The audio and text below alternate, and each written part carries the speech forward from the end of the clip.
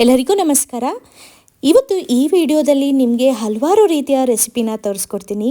ನುಗ್ಗೆಕಾಯಿ ಸಾರು, ಕಡಲೆಬೇಳೆ ಉಸ್ಲಿ ಮಾಡಿದೆ, ಹಾಗೆಯೇ ಇಡ್ಲಿ ಮಾಡೋದಕ್ಕೆ ಬರ್ಗುನು ಕೂಡ ನೆನಕಿಟ್ಟಿದೆ. ಇನ್ನು ಆರ್ಕಯಿಂದ ಟೊಮೆಟೊ ಬಾತ್ ಹೇಗೆ ಮಾಡೋದು ಅನ್ನೋದು ಕೂಡ ತಿಳಿಸ್ಕೊಡ್ತೀನಿ ಈ ವಿಡಿಯೋದಲ್ಲಿ. ದಯವಿಟ್ಟು ಫುಲ್ ವಿಡಿಯೋ ನೋಡಿ. ಹಾಗೆ ನಿಮಗೆ ಈ ವಿಡಿಯೋ ಇಷ್ಟ ಆಯ್ತಾನೆ ದಯವಿಟ್ಟು ಲೈಕ್ ಮಾಡಿ. ಇವಾಗ ಆಲ್ರೆಡಿ 5:30 ಆಗಿದೆ. ವರ್ಕೌಟ್ ಮಾಡಿಲ್ಲ ಇನ್ನು. ಮೊದಲು ನಾನು ಸಾರು ಮಾಡೋದಕ್ಕೆ ಸ್ವಲ್ಪ ತೊಗರಿಬೇಳೆ, ಉಪ್ಪು, ಇದಕ್ಕೆ ಸ್ವಲ್ಪ ಅರಿಶಿನ ಹಾಕಿ ಒಂದೇ ಒಂದು ಚಿಟಿಕೆಯಷ್ಟು ಎಣ್ಣೆನ ಹಾಕಿ ಕುಕ್ಕರ್ನ ಕೂಗೋದಕ್ಕೆ ಇಡ್ತೀನಿ. ಆಲ್ರೆಡಿ ಬೆಳಗ್ಗೆ ಎದ್ದಿದ ತಕ್ಷಣ ಕಷಾಯ ಮಾಡೋದಕ್ಕೂ ಕೂಡ ಇಟ್ಟಿದ್ದೆ. ಸೊ ಅದು ಕೂಡ ಕುದ್ದಿದೆ, ಆಫ್ ಮಾಡಿದ್ದೀನಿ. ಈಗ ಕುಕ್ಕರ್ಗೆ ಲಿಡ್ನ ಕ್ಲೋಸ್ ಮಾಡಿ ಈ ಕುಕ್ಕರ್ನ ಕೂಡ ಇಡ್ತೀನಿ. ಹಾಗೆ ಕಡಲೆಕಾಳು ಉಸ್ಲಿ ಮಾಡೋಣ ಅಂತ ಹೇಳಿ ಕಡಲೆಕಾಳು ಕೂಡ ಬೇಯೋದಕ್ಕೆ ಇನ್ನೊಂದು ಕಡೆ ಮಡಿಕೆಯಲ್ಲಿ ಇಟ್ಟಿದ್ದೀನಿ. ಸೊ ಇಷ್ಟು ರೆಡಿ ಮಾಡಾದಮೇಲೆ ಇವಾಗ ಮಾರ್ನಿಂಗ್ ಡ್ರಿಂಕ್ನ ಕುಡಿದ್ಬಿಟ್ಟು, ಅಂದರೆ ಎದ್ದಿದ ತಕ್ಷಣವೇ ನಾನು ನಾರ್ಮಲ್ ವಾಟರ್ನ ಕುಡಿದ್ಬಿಡ್ತೀನಿ. ವಾಮ್ ವಾಟರ್ನೇನು ಕುಡಿಯೋಕ್ಕೆ ಹೋಗಲ್ಲ, ಯಾಕಂದರೆ ಎದ್ದಿದ ತಕ್ಷಣವೇ ಕಷಾಯನ ಮಾಡಿಬಿಡ್ತೀನಿ ಅಲ್ವಾ, ಆ ಕಾರಣಕ್ಕೆ. ಇವಾಗ ಈ ಕಷಾಯಕ್ಕೆ ನಾನು ಸ್ವಲ್ಪ ಶುಂಠಿ, ಅರಿಶಿನ, ಹಾಗೆಯೇ ಓಂಕಾಳು, ಇನ್ನು ಜೀರಿಗೆ, ಇದನ್ನೆಲ್ಲ ಪೌಡ್ರ್ ಮಾಡಿ ಒಂದು ಕಡೆ ರೆಡಿ ಮಾಡಿ ಇಟ್ಕೊಂಡಿದ್ದೆ. ಆ ಪೌಡರ್ನ ಹಾಕಿ, ಹಾಗೆ ಶುಂಠಿ ಮಾತ್ರ ಸ್ವಲ್ಪ ತರಿದ್ಬಿಟ್ಟು ಹಾಕಿದ್ದೀನಿ. ಹಾಗೆ 2 ಲವಂಗನೂ ಕೂಡ ಹಾಕಿದ್ದೀನಿ. ಸ್ವಲ್ಪ ಮಳೆ ಬಂದಿರೋದ್ರಿಂದ ಕೋಲ್ಡ್ ವಾತಾವರಣ ಇದೆ, ಆ ಕಾರಣಕ್ಕೆ. ಸೊ ಇವಾಗ ಮಾರ್ನಿಂಗ್ ಡ್ರಿಂಕ್ ಅಂತೂ ರೆಡಿ ಆಯಿತು. ಇವಾಗ ಕುಡಿದು ಸ್ವಲ್ಪ ಮೆಡಿಟೇಷನ್, ಯೋಗನ ಮಾಡಬೇಕಾಗತ್ತೆ. ಇನ್ನು ಯೋಗ ಎಲ್ಲ ಮುಗಿಸ್ಕೊಂಡು ಅಡುಗೆ ಮನೆಗೆ ಬಂದೆ. ನೋಡ್ಬೋದು ಕುಕ್ಕರು ಕೂಗಿತ್ತು, ಎಷ್ಟು ಚೆನ್ನಾಗಿ ಅಳ್ಕೊಂಡಿತ್ತಲ್ಲ ಬೇಳೆ. ಆದರೆ ಕುಕ್ಕರಲ್ಲಿ ಬೇಳೆ ಕೂಗಿಸಿದ್ರೆ ಎಷ್ಟೊಂದು ಪೌಷ್ಟಿಕ ಆಹಾರ ಹೋಗುತ್ತೆ ಅಂತ ಹೇಳ್ತಾರೆ. ಬಟ್ ಏನು ಮಾಡೋದು, ಬ್ಯಾಂಗ್ಳೂರಲ್ಲಿ ಕೆಲಸಕ್ಕೆ ಹೋಗೋ ಟೈಮಿಂಗ್ಸ್ ನೋಡಿಕೊಂಡೇ ಕೆಲಸ ಮಾಡಬೇಕಲ್ಲ. ಆದರೆ ಸಾರು ಮಾಡೋದಿದ್ರೆ ನಾನು ಓಪನಾಗೆ ಬೇಯಿಸ್ತೀನಿ. ಈ ರೀತಿ ನಾನು ಡ್ರಮ್ ಸ್ಟಿಕ್ನ ಬಳಸ್ಕೊಂಡು ಸಾಂಬಾರು ಮಾಡೋದ್ರಿಂದ ಬೇಳೆ ನೀಟಾಗಿ ಕರಗಿದ್ರೇ ಚೆನ್ನಾಗಿರುತ್ತೆ. ಇನ್ನು ನಾನು ಬ್ರೇಕ್ಫಾಸ್ಟ್ಗೆ ಸ್ಮೂದಿ ಮಾಡ್ಕೊಳ್ಳೋಣ ಅಂತ ಹೇಳಿ 1.5 ಸ್ಪೂನ್ ಆಗೋಷ್ಟು ಓಟ್ಸ್ನ ನೆನೆಹಾಕಿದ್ದೆ. ಇನ್ನು ಸಾರಿಗೆ, ಟೊಮೆಟೊ ಬಾತಿಗೆ, ಕಾಳು ಒಗ್ಗರಣೆಗೆ ಏನೆಲ್ಲ ಬೇಕು ಎಲ್ಲದನ್ನು ಕೂಡ ನೀಟಾಗಿ ಹೆಚ್ಚಿಟ್ಕೊಂಡಿದ್ದೀನಿ.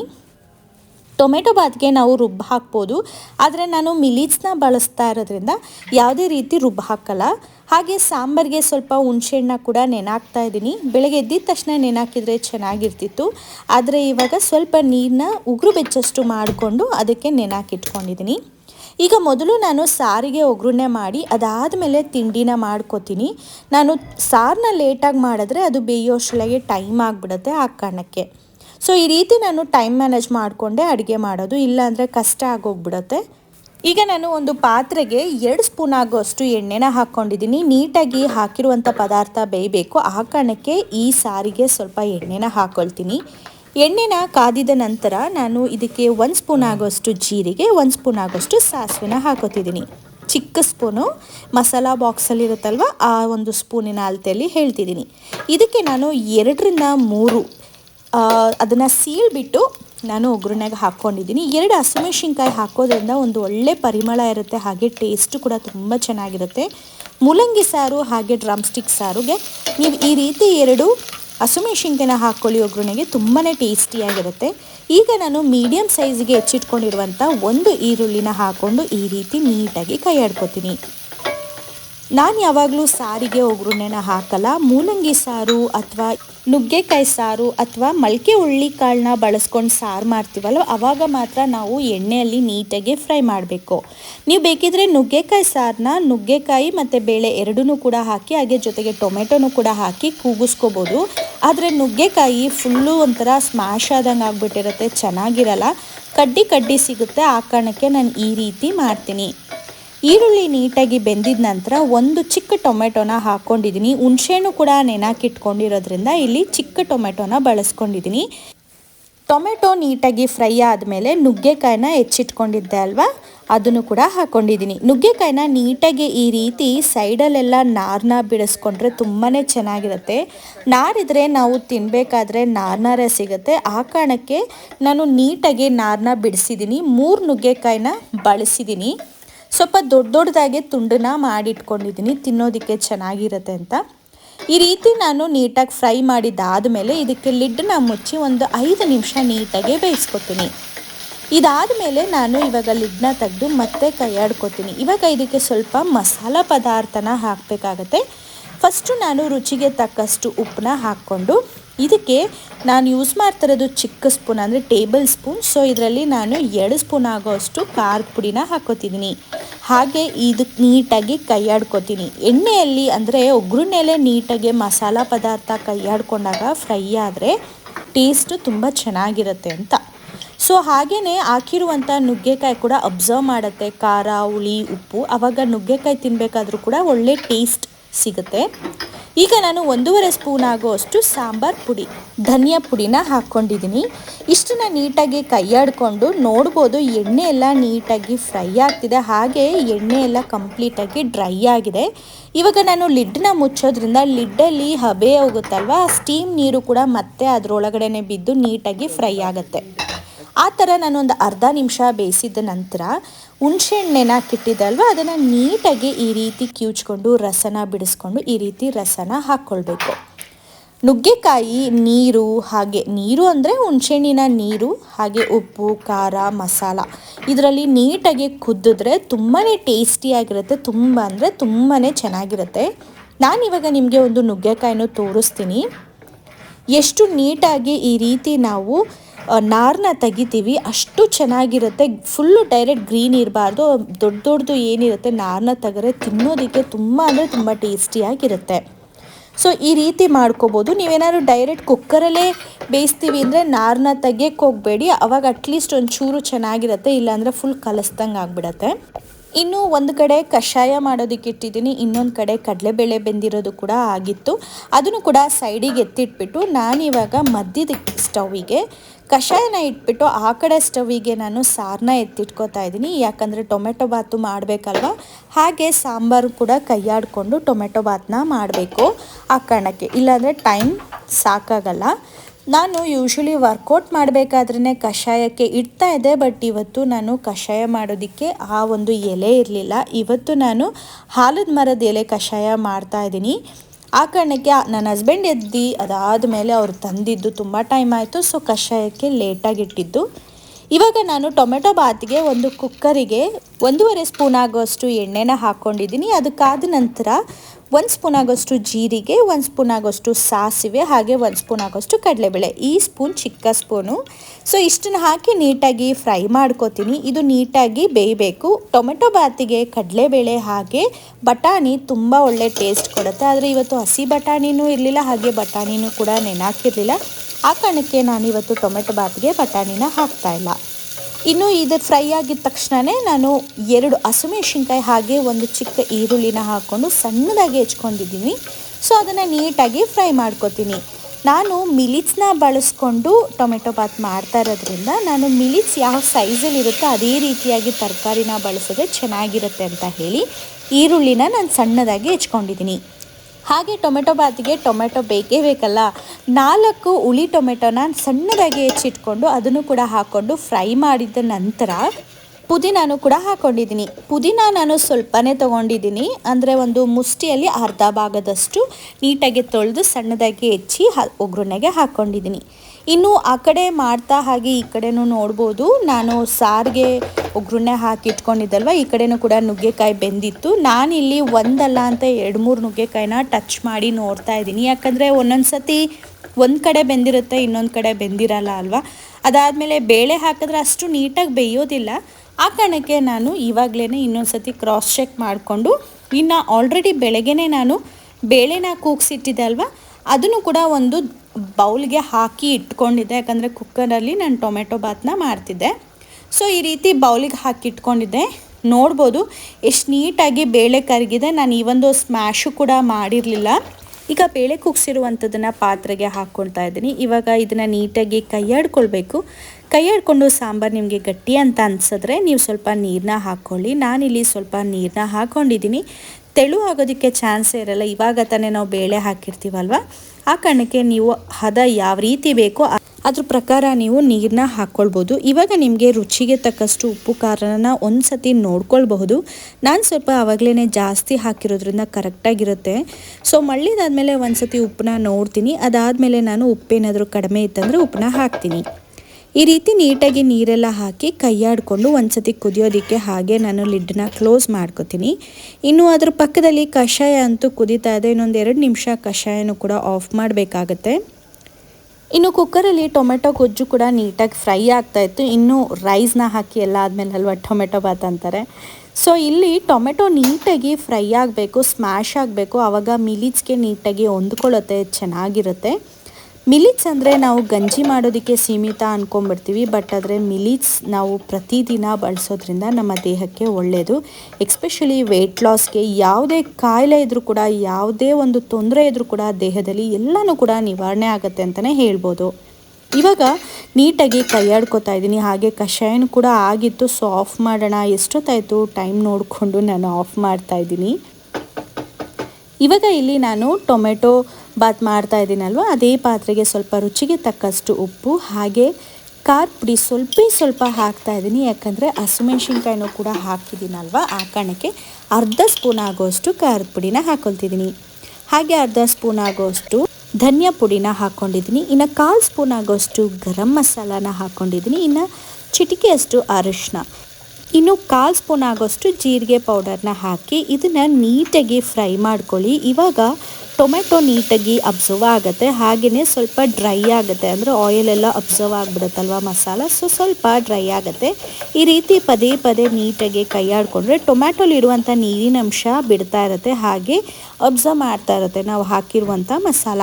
ನಾವು ರೈಸ್ನ ಹಾಕಿದ್ರೂ ಕೂಡ ಇದೇ ರೀತಿ ಸಾಂಬಾರ್ ಪೌಡರ್ ಎಲ್ಲ ನಾನು ಏನೆಲ್ಲ ಮಸಾಲ ಹಾಕಿದ್ದೆ ಅಲ್ವಾ, ಅದನ್ನು ಸ್ವಲ್ಪ ಜಾಸ್ತಿ ಹಾಕ್ಕೊಂಡು ಈ ರೀತಿ ಕ್ವಿಕ್ಕಾಗಿ ಕೂಡ ನಾವು ಟೊಮೆಟೊ ಬಾತನ್ನ ಮಾಡ್ಬೋದು. ಈಗ 1 ಸ್ಪೂನ್ ಆಗೋಷ್ಟು ತೆಂಗಿನ ತುರಿನ ಹಾಕ್ಕೊಂಡಿದ್ದೀನಿ. ಸೊ ಇದನ್ನು ಕೂಡ ಹಾಕ್ಕೊಂಡು ನೀಟಾಗಿ ಈ ರೀತಿ ಕೈಯಾಡ್ಕೊಳ್ಳಿ. ಸ್ವಲ್ಪ ತೆಂಗಿನ ತುರಿ ಏನು ಹಾಕಿದ್ದೀವಲ್ವ ಅದು ಹಸಿ ಸ್ಮೆಲ್ ಹೋಗಬೇಕು, ಆ ಕಾರಣಕ್ಕೆ ನಾನಿಲ್ಲಿ ಲಿಡ್ಡು ಕೂಡ ಮುಚ್ಚಿಲ್ಲ.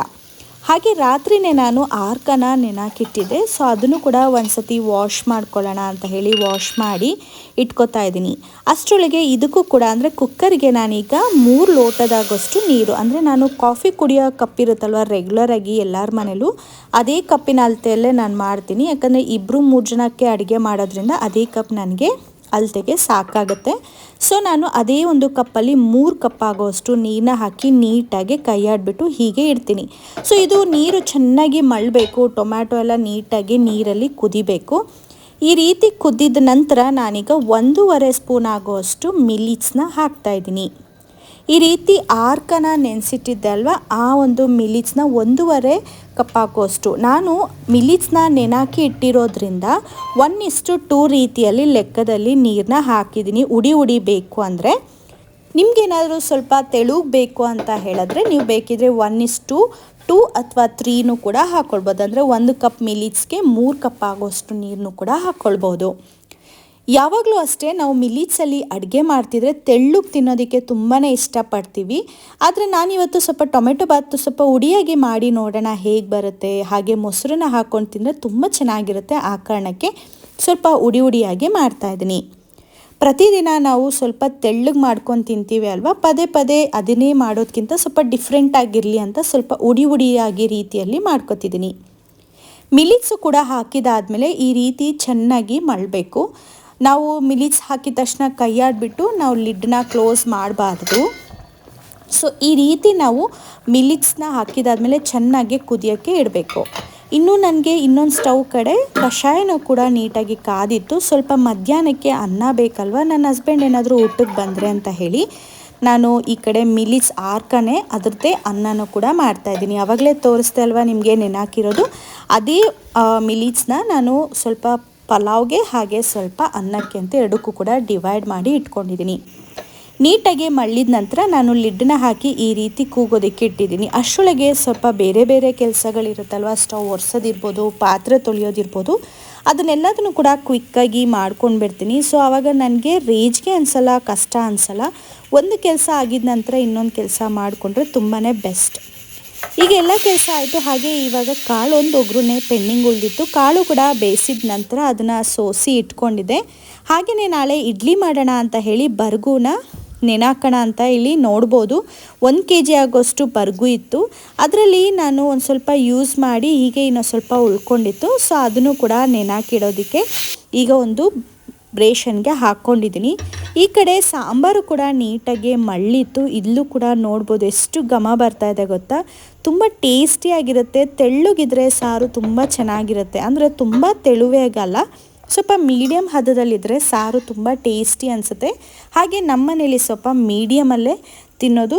ಬೇಕಾದರೆ ಸ್ವಲ್ಪ ಗಟ್ಟಿ ಇದ್ರೂ ತಿಂತೀವಿ, ಆದರೆ ತೆಳ್ಳಗಿದ್ರೆ ತುಂಬ ನೀರು ಥರ ತೆಳು ಇದ್ದರೆ ಯಾರೂ ಕೂಡ ತಿನ್ನೋದಿಲ್ಲ. ಆ ಕಾರಣಕ್ಕೆ ಸ್ವಲ್ಪ ಮೀಡಿಯಮ್ಮಾಗಿ ನಾನು ಸಾಂಬಾರನ್ನ ಮಾಡ್ತೀನಿ. ಇವಾಗ ಸಾಂಬಾರು ಕೂಡ ರೆಡಿ ಆಯಿತು. ಹಾಗೆ ಅನ್ನನೂ ಕೂಡ ಬೇಯ್ತಾ ಇದೆ, ಸ್ವಲ್ಪ ಇನ್ನೂ ಆಫ್ ಮಾಡಬೇಕು. ಇನ್ನು ಕುಕ್ಕರ್ ಅಂತೂ ಕೂಗಿದೆ, ಆಫ್ ಮಾಡಿದ್ದೀನಿ. ಈಗ ನಾನು ಕಾಳನ್ನ ಒಗ್ಗರಣೆ ಮಾಡಬೇಕು. ಸೊ ಅದೊಂದು ಪೆಂಡಿಂಗ್ ಇದೆ. ಇನ್ನು ಸ್ಮೂದಿ ಮಾಡ್ಕೊಂಡು ಕುಡಿಯೋದೊಂದು ಪೆಂಡಿಂಗ್ ಇದೆ. ಇನ್ನು ಬರ್ಗು ಮಿಲಿಟ್ಸ್ ಅಂತೂ ನೀಟಾಗಿ ತೊಳೆದಿದ್ದಾಯಿತು. ನಾವು ತರುವಂಥ ಮಿಲಿಟ್ಸ್ ಸ್ವಲ್ಪ ರಾ ಮಿಲಿಟ್ಸ್ ಅಂತ ಹೇಳ್ಬೋದು, ಅನ್ಪಾಲಿಸ್ಡ್ ಇರುತ್ತೆ, ಒಟ್ಟು ಕೂಡ ಇರುತ್ತೆ. ಆ ಕಾರಣಕ್ಕೆ ತುಂಬ ಚೆನ್ನಾಗಿ ನೀಟಾಗಿ ಕಿವುಚಿ ನೀಟಾಗಿ ಕೈಯಲ್ಲಿ 2 ಕೈನೂ ಬಳಸ್ಕೊಂಡು ನೀಟಾಗಿ ತೊಳಿಬೇಕಾಗತ್ತೆ. ಒಂದು 4 ಟೈಮ್ಸ್ ತೊಳೆದ್ಬಿಟ್ಟು 5th ಟೈಮ್ ನಾನು ಇವಾಗ ಹಾಕಿದ್ದೀನಿ. ಆ್ಯಂಡ್ ಹಾಗೆಯೇ ನಾನು ಉದ್ದಿನಬೇಳೆನೂ ಕೂಡ ನೆನಾಕಿಟ್ಟಿದ್ದೀನಿ. 1:3 ರೀತಿಯಲ್ಲಿ ನೆನಾಕಿದ್ದೀನಿ. ಯೂಶ್ವಲಿ ನಾವು ಇಡ್ಲಿ ಮಾಡಬೇಕಾದ್ರೆ 1 ಕಪ್ಪಿಗೆ 1.5 ಕಪ್ ಆಗೋಷ್ಟು ಅಕ್ಕಿನ ಹಾಕ್ತೀನಿ ನಾನು. ಒಬ್ಬೊಬ್ಬರು 1 ಕಪ್ಪಿಗೆ 1 ಕಪ್ ಅಕ್ಕಿ ಅಥವಾ 1 ಕಪ್ ಅಕ್ಕಿಗೆ ಅರ್ಧ ಕಪ್ ಅಷ್ಟು ಉದ್ದಿನಬೇಳೆನ ಹಾಕ್ತಾರೆ. ನಾನಿಲ್ಲಿ 1:3 ಹಾಕಿದ್ದೀನಿ. ಯಾಕಂದರೆ ಉದ್ದಿನಬೇಳೆ ಸ್ವಲ್ಪ ಇತ್ತು, ಅದನ್ನು ಕೂಡ ನೆನಾಕಿದ್ದೀನಿ. ಹಾಗೆ ಸ್ವಲ್ಪ ಅವಲಕ್ಕಿನೂ ಕೂಡ ಹಾಕೋಣ ಅಂತ ಹೇಳಿ, ಸ್ವಲ್ಪ ಉದ್ದಿನಬೇಳೆ ಕಡಿಮೆ ಇತ್ತಲ್ವ, ಅದಕ್ಕೆ ಆ ರೀತಿಯೇ ಪ್ಲ್ಯಾನ್ ಮಾಡಿಕೊಂಡೆ.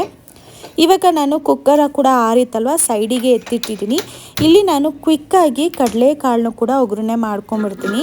ಒಂದು ಬಾಣಲಿಗೆ ಎಣ್ಣೆನ ಹಾಕ್ಕೊಂಡು ಕಾಯೋದಕ್ಕೆ ಇಟ್ಕೊಂಡೆ. ಹಾಗೆ ಈ ಕಡೆ ಅನ್ನನೂ ಕೂಡ ಬೆಂದಿತ್ತು, ಅನ್ನನೂ ಕೂಡ ಆಫ್ ಮಾಡಿ ಸೈಡಿಗೆ ಎತ್ತಿಟ್ಕೊಂಡ್ಬಿಡೋಣ ಅಂತ ಹೇಳಿ ಆಫ್ ಮಾಡಿದ್ದೀನಿ. ಈಗ ಬಾಣಲಿಯಲ್ಲಿ ಎಣ್ಣೆ ಹಾಕಿದ್ದೀನಲ್ವ, ಅದು ಕಾದಿತ್ತು. ಸೊ ಕಾದಿದ ನಂತರ ಸ್ವಲ್ಪ ಜೀರಿಗೆ, ಸಾಸಿವೆ, ಹಸಿಮೆಣ್ಸಿನ್ಕಾಯಿನ ಹಾಕಿ ನೀಟಾಗಿ ಫ್ರೈ ಮಾಡ್ಕೊತಿದ್ದೀನಿ. ಹಸಿಮೆಣ್ಸಿನ್ಕಾಯಿ ಸ್ವಲ್ಪ ಎಣ್ಣೆಲಿ ಫ್ರೈ ಮಾಡಿಕೊಂಡ್ರೆ ಸ್ವಲ್ಪ ಖಾರದ ಅಂಶ ಬಿಟ್ಕೊಳ್ಳುತ್ತೆ ಅಂತ. ಯೂಶ್ವಲಿ ಕಾಳೊಗ್ಗರಣೆಗೆ ಸ್ವಲ್ಪ ಖಾರದ ಪುಡಿ ಅಥವಾ ಮೆಣಸಿನ ಪುಡಿನ ಹಾಕ್ಬಿಡ್ತೀನಿ. ಪಾಪು ಇಲ್ಲ ಅಂತ ಹೇಳಿ ಹಸಿಮೆಣ್ಸಿನ್ಕಾಯಿನ ಹಾಕ್ತಾಯಿದ್ದೀನಿ. ಸೊ ಹಸಿಮೆಣ್ಸಿನ್ಕಾಯಿ ನೀಟಾಗಿ ಫ್ರೈ ಆದ ನಂತರ ನಾನು ಒಂದು ಈರುಳ್ಳಿ ಉದ್ದುದವಾಗಿ ಸಣ್ಣದಾಗಿ ಹೆಚ್ಕೊಂಡಿದ್ದೀನಿ. ಕಾಳೊಗ್ಗರಣೆಗೆ ನಮಗೆ ಪದೇ ಪದೇ ಈರುಳ್ಳಿ ಸಿಗ್ತಾಯಿದ್ರೆ ತುಂಬ ಟೇಸ್ಟಿ ಅನಿಸುತ್ತೆ, ತುಂಬ ಚೆನ್ನಾಗಿರುತ್ತೆ ತಿನ್ನೋದಕ್ಕೆ.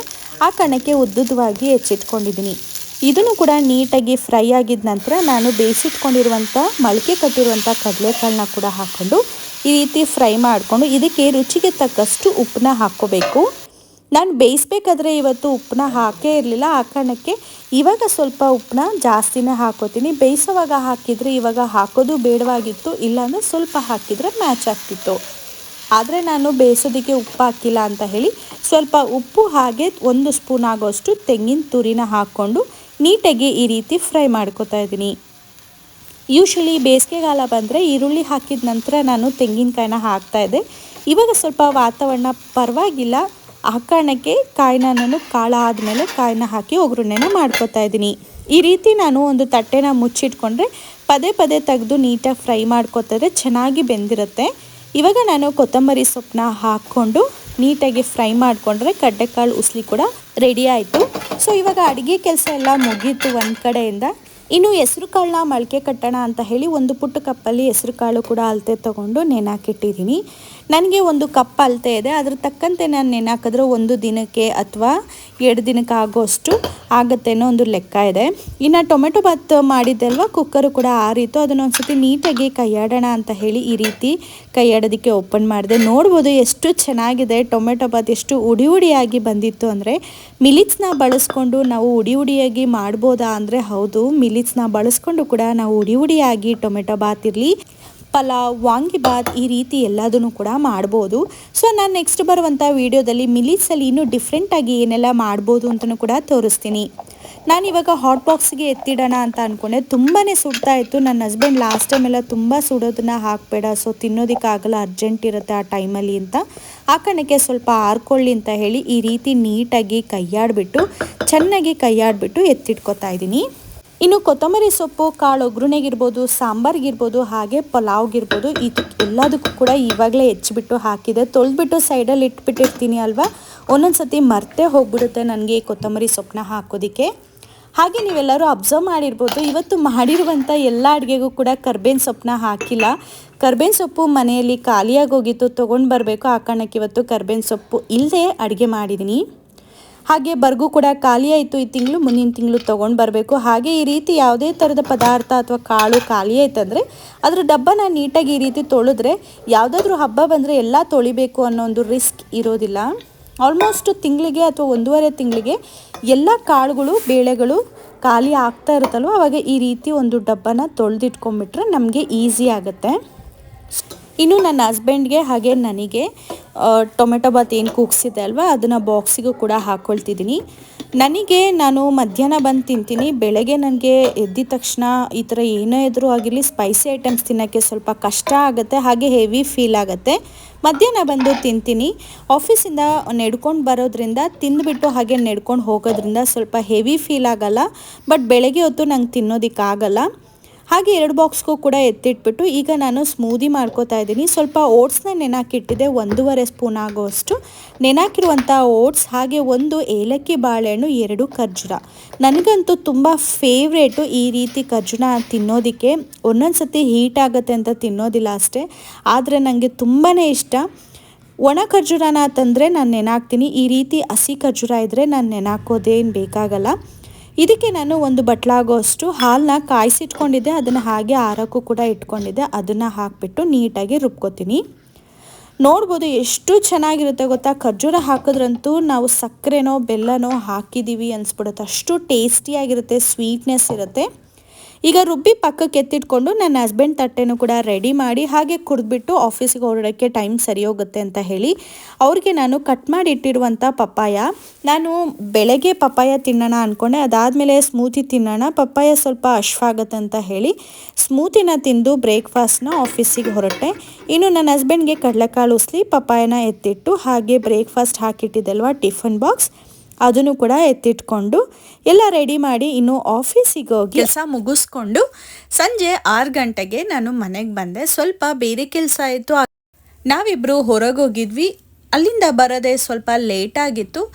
ಇವಾಗ ನೆನಾಕಿಟ್ಬಿಟ್ಟಿದೆ, ಸೊ ರುಬ್ಲೇಬೇಕಲ್ವ, ಆ ಕಾರಣಕ್ಕೆ ಇವಾಗ ರುಬ್ಬೋಣ ಅಂತ ಬಂದಿದ್ದೀನಿ. ರುಬ್ಬೋದಕ್ಕೆ ಎಲ್ಲದೂ ಕೂಡ ರೆಡಿ ಮಾಡಿ ಇಟ್ಕೊಂಡಿದ್ದೀನಿ. ಅಂದರೆ ಆ ಹಿಟ್ಟನ್ನು ಕೂಡ ಹಾಕೋದಕ್ಕೆ ಪಾತ್ರೆ ಇರ್ಬೋದು, ಮಿಕ್ಸಿ ಇರ್ಬೋದು, ಎಲ್ಲ ಕೂಡ ಒಂದು ಕಡೆ ನೀಟಾಗಿ ಅರೇಂಜ್ ಮಾಡಿಕೊಂಡು ಮೊದಲು ನಾನು ಬರ್ಗುನ ನೀಟಾಗಿ ಸಣ್ಣದಾಗಿ ರುಬ್ಕೋತೀನಿ. ಆವಾಗ ಇಡ್ಲಿಗೂ ಬಳಸ್ಕೋಬಹುದು, ದೋಸೆಗೂ ಬಳಸ್ಕೋಬಹುದು ಅಂತ. ನಂತರ ನಾನು ಉದ್ದಿನಬೇಳೆನ ರುಬ್ಕೋತೀನಿ.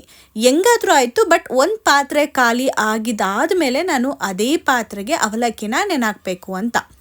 ನೋಡ್ಬೋದು ಇವಾಗ ಬರ್ಗು ಮಿಲಿಟ್ಸ್ ಏನಿತ್ತು ಅದನ್ನು ಕಂಪ್ಲೀಟಾಗಿ ರುಬ್ಬಿಟ್ಟಿದ್ದೀನಿ. ಇವಾಗ ಇದೇ ಪಾತ್ರೆನ ಬಳಸ್ಕೊಂಡು ನಾನು 1 ಕಪ್ ಆಗೋಷ್ಟು ಅವಲಕ್ಕಿನ ಹಾಕ್ಕೊಂಡಿದ್ದೀನಿ. ಇಲ್ಲಿ ನಾನು ಮೀಡಿಯಮ್ ಅವಲಕ್ಕಿನ ನೆನಾಕಿಟ್ಕೊಂಡಿದ್ದೀನಿ. ಅವಲಕ್ಕಿಗೆ ಅಂತ ಹೇಳಿ ಮೀಡಿಯಮ್ ಅವಲಕ್ಕಿನೇ ತಂದಿದ್ದೆ ಅಲ್ವಾ, ಅದನ್ನೇ ಬಳಸ್ಕೊತಾ ಇದ್ದೀನಿ. ಮತ್ತು ಗಟ್ಟಿ ಅವಲಕ್ಕಿನ ತರೋದಿನ್ನೇನು ಅಂತ ಹೇಳಿ ಇವಾಗ ನಾನು ಹಾಗೆ ಉದ್ದಿನಬೇಳೆನೂ ಕೂಡ ರುಬ್ಕೋತಾ ಇದ್ದೀನಿ. ಒಂದು ಸತಿ ನಾವು ಇಡ್ಲಿ ಅಥವಾ ದೋಸೆಗೆ ನೆನಾಕಿ ಅದನ್ನೆಲ್ಲ ರುಬ್ಬಿದ ಮೇಲಂತೂ ಅದು ಹೇಗೆ ಪಾತ್ರೆ ಆಗುತ್ತೆ ಅಂತ ಗೊತ್ತಿಲ್ಲ, ಎಷ್ಟೊಂದು ಪಾತ್ರೆ ಆಗಿಬಿಡ್ತು. ಹಾಗೆ ನೋಡ್ಬೋದು ಈ ಒಂದು ಪಾತ್ರೆ ಫುಲ್ ಆಗೋಗಿದೆ ಹಿಟ್ಟು. ಇದನ್ನು ನಾನೀಗ ನೀಟಾಗಿ ಕಲಿಸ್ಬೇಕು, ಯಾಕಂದರೆ ಉದ್ದಿನಬೇಳೆ ಹಾಗೆ ಮಿಲಿಟ್ಸ್ ಎರಡೂ ಕೂಡ ನೀಟಾಗಿ ಹೊಂದ್ಕೋಬೇಕು, ಆ ರೀತಿ ಕಲಿಸ್ಬೇಕು. ಆಲ್ಮೋಸ್ಟ್ ನಾನು 5 to 6 ಮಿನಿಟ್ಸ್ ಸ್ಟಾಪ್ ಮಾಡದೆ ನೀಟಾಗಿ ಈ ರೀತಿ ಕಲಿಸಿದ್ದೀನಿ. ಒಬ್ಬೊಬ್ಬರು ಉಪ್ಪನ್ನ ಹಾಕ್ತಾರೆ ಈ ಟೈಮಲ್ಲೇ, ಆದರೆ ನಾನಿಲ್ಲಿ ಉಪ್ಪನ್ನ ಹಾಕೋದಿಲ್ಲ. ಯಾಕೆ ಅಂತ ಗೊತ್ತಿಲ್ಲ, ಆ ಅಭ್ಯಾಸ ನನಗಿಲ್ಲ. ನೀವೇನಾದರೂ ಉಪ್ಪನ್ನ ರಾತ್ರಿನೇ ಹಾಕ್ತೀರಾ ಅಂದರೆ ಯಾಕೆ ಹಾಕ್ತೀರಾ, ಅದರಿಂದ ಯೂಸ್ ಏನು ಅನ್ನೋದನ್ನು ಕಮೆಂಟ್ ಬಾಕ್ಸಲ್ಲಿ ತಿಳಿಸಿ. ಸೊ ಅದನ್ನು ನಾನು ಕೂಡ ಪ್ರಾಕ್ಟೀಸ್ ಮಾಡೋದಕ್ಕೆ ನನಗೂ ಕೂಡ ಈಸಿ ಆಗುತ್ತೆ. ಈ ರೀತಿ ಫಸ್ಟು ನಿಧಾನಕ್ಕೆ ಕಲಿಸ್ದೆ, ಸರಿ ಹೋಗಲ್ಲ ಅಂತ ಹೇಳಿ ಮೊಬೈಲ್ನ ಸೈಡಿಗೆ ಇಟ್ಬಿಟ್ಟು ಅದಾದಮೇಲೆ ಈ ರೀತಿ ನಾನು ಚೆನ್ನಾಗಿ ಸೌಟನ್ನ ಬಳಸ್ಕೊಂಡು ಈ ರೀತಿ ಗಂಟಿಲ್ದ ಹಾಗೆ ನೀಟಾಗಿ ಅವಲಕ್ಕಿ ಉದ್ದಿನಬೇಳೆ ಮಿಲಿಟ್ಸ್ ನೀಟಾಗಿ ಮಿಕ್ಸ್ ಆಗಬೇಕು. ಈ ರೀತಿ ನಾವು ಮಿಕ್ಸ್ ಮಾಡಿದ್ದಾದಮೇಲೆ ಪಕ್ಕದಲ್ಲಿ ಇನ್ನೂ ಒಂದು ಪಾತ್ರೆ ಇಟ್ಕೊಂಡಿದ್ದೀನಿ, ನೀವು ನೋಡ್ಬೋದು. ಅದಕ್ಕೆ ಸ್ವಲ್ಪ ಎತ್ತಿಡೋಣ ಅಂತ, ಇಲ್ಲಾಂದರೆ ಬೆಳಗ್ಗೆ ಅಷ್ಟೊತ್ತಿಗೆ ಅದೇನಾದರೂ ಫರ್ಮೆಂಟೇಷನ್ ಆದಾಗ ಉಕ್ಕು ಬಿಡುತ್ತೆ ಅಂತ. ಯೂಶ್ವಲಿ ಅಕ್ಕಿ ಬಳಸಿ ನಾವು ಹಿಟ್ಟನ್ನ ಮಾಡಿದಾಗ ಉಕ್ಕುತ್ತಲ್ವ, ಅಷ್ಟೊಂದು ಫರ್ಮೆಂಟೇಷನ್ ಆದಮೇಲೆ ಉಕ್ಕೋದಿಲ್ಲ. ಮಿಲಿಟ್ಸು ಸ್ವಲ್ಪ ಅಂದರೆ ಫರ್ಮೆಂಟೇಷನ್ ಆಗತ್ತಂದರೆ ಆ ರೀತಿ ಉಬ್ಬೋದಿಲ್ಲ, ಇದು ಕೂಡ ಉಬ್ಬುತ್ತೆ, ಆದರೆ ಅಷ್ಟು ವ್ಯತ್ಯಾಸ ಗೊತ್ತಾಗೋದಿಲ್ಲ ಅಷ್ಟೇ.